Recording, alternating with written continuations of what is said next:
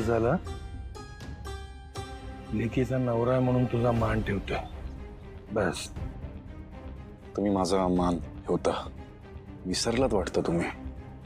मला मारण्याचा जेव्हा तुम्ही प्लॅन केला तेव्हा विसरलात का की तुमच्या लेकीचा नवरा आहे मी.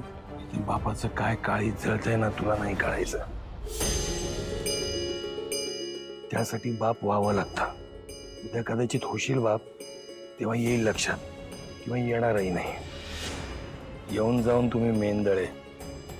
आयुष्यभरासाठी एक गोष्ट लक्षात ठेवायची, जगातला कुठलाच बाप आपल्या लेकीचं कुंकू पुसू शकत नाही, तिचं आयुष्य बेरंग करू शकत नाही. तुमच्यासाठी मी कसाही असलो ना तरी माझ्या लेकीच्या सुखाच्या आड मी कधी येणार नाही. मी आजवर कधी कोणावर सूड उगवलेला नाही.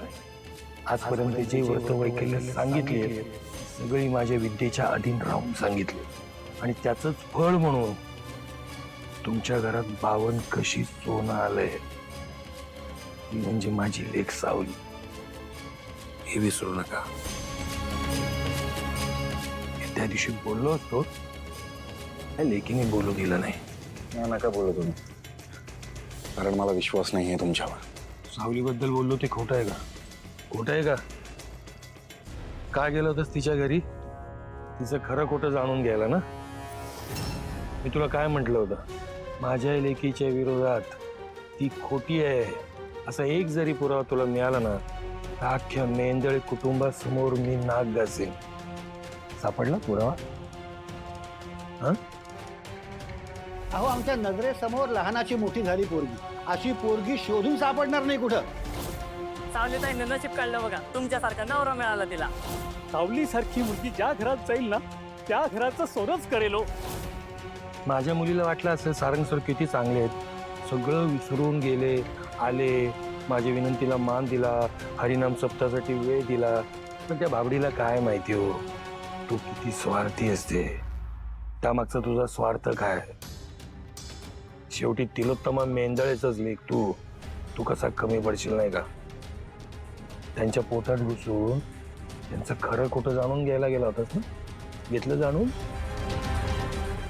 हो सारंग मेंदळे, ती माणसं बाहेरनं जशी येत ना तशी आत नाही येत.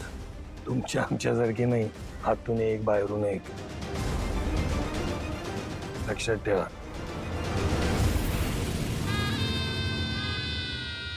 जाता जाता एक सांगतो, आयुष्यात तुझ्यावर कोणतंही संकट आलं तर सावलीच्या या बापाला हाक मार.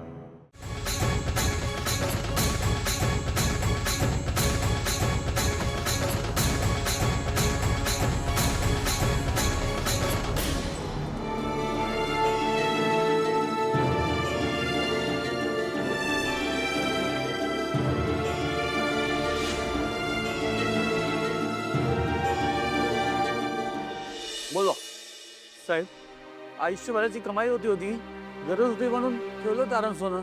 सगळे हप्ते नियमित भरले सुद्धा, त्यात त्यांनी व्याज सुद्धा जास्त घेतलंय. आम्ही म्हणतो घेतलं व्याज जास्त तर घेऊ द्या, पण किमान सोनं तरी व्यवस्थित परत द्यायचं ना त्यांनी. खोटं सोनं दिलं साहेब, आणि काही विचारल्यावर दादागिरी करतो तो माणूस. अच्छा, होय सर. काय नाव काय म्हणालात त्या दादाचं? लालजी सेठ.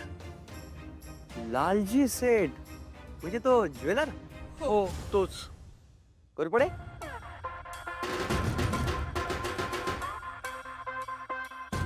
बॉस, हा तोच लालजी शेठ आहे ज्याच्याकडनं आपल्याला नियमितपणे हप्ता येतो. ओ आय सी. बरेच दिवस झाले त्याला भेटून. कॉल लावा त्याला. फोन लावून काय बोलायचं साहेब? सांगा देवाने आठवण काढलेली. बरे काका, तुम्हाला काय चहा कॉफी? काही नको साहेब, फक्त आमचं सोनं तेवढं मिळवून द्या आम्हाला परत. काका रिलॅक्स. आता देवाच्या चौकीवर आलाय ना तुम्ही, मग टेन्शन देवावर सोडून द्यायचं. ओके, थोडा वेळ बाहेर बसा, करूया काय ते. या. होय साहेब.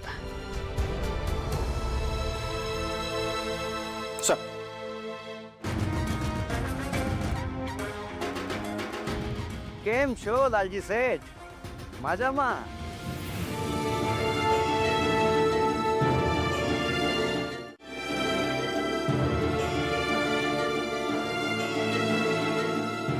मला माहिती नाही काय बोलायचं पण आहे. सारंग सर, तुम्हाला काहीच बोलायची किंवा किंवा स्पष्टीकरण देण्याची गरज नाही. तुम्हाला जे योग्य वाटलं तेच तुम्ही केलं. शिवाय गोष्टी अशा घडत गेल्या की तुमच्या मनात शंका येणं स्वाभाविक आहे. काय खोटं आहे काय खरं आहे हे माहीत नसल्यावर कुणाच्याही मनाची धांदळ उठतेच. आणि दुसरं कोणीतरी सांगतंय म्हणून आपण डोळे झाकून विश्वास ठेवण्यापेक्षा स्वतःच्या नजरेने शहानिशा केलेली कधीही बरीच ना. आणि तुम्ही तेच केलं. त्याबद्दल मला अजिबात वाईट वाटत नाही. उलट ती तुमची जबाबदारी होती. शिवाय एखाद्या माणसाचा विश्वास तुटल्यावर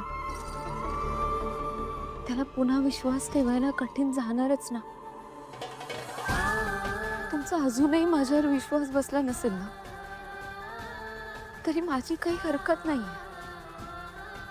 तुमच्या मनात माझ्याबद्दल तिला एवढी जरी शंका असली तरी तुम्ही शहानिशा करून घ्या.